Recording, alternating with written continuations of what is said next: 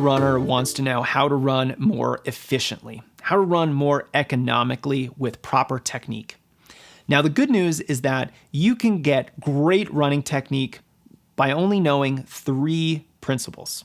These are 3 universal principles that apply to every runner. Even though running form is very variable, we all have unique mechanics, we all have unique physiologies that impact how we run. But there are some universalities that govern everyone's running form. And number 1 is cadence. Cadence is your step rate, or how many steps you take per minute.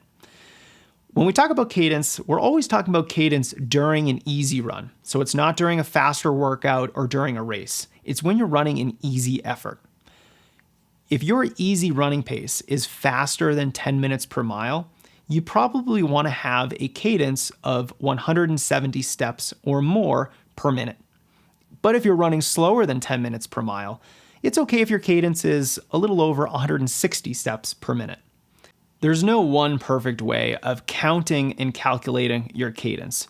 Simply count how many steps you take in a given minute, and that's your cadence. If you found out that your cadence is lower than what some of our recommendations are, a good way to improve your cadence is to take shorter, quicker steps. But you want to do this at the same pace. And this is a little bit challenging for a lot of runners, so a helpful way of improving your cadence while running the same pace is to do this on a treadmill. You can keep the pace constant while playing around with your cadence and gradually getting a feel for what a faster cadence looks like.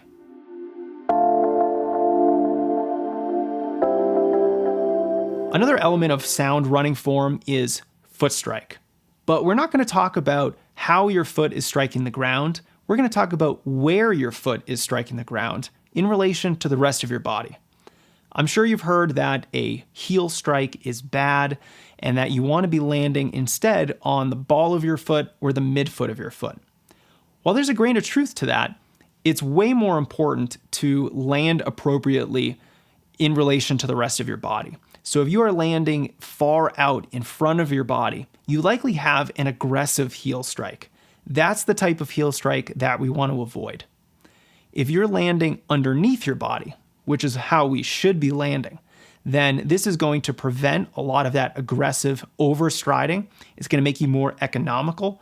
It will prevent aggressive heel striking, and it's much easier on your joints.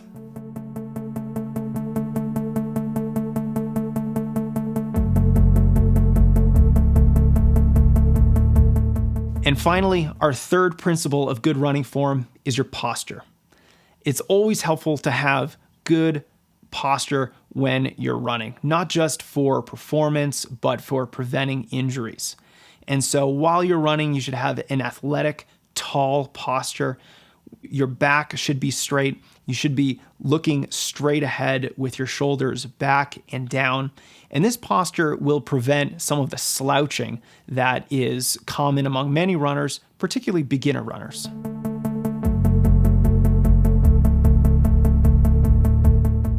An effective cue to help you maintain proper posture while you're running is to imagine that there's a string attached to the top of your head, and that string is being pulled up like a puppeteer would pull up a puppet.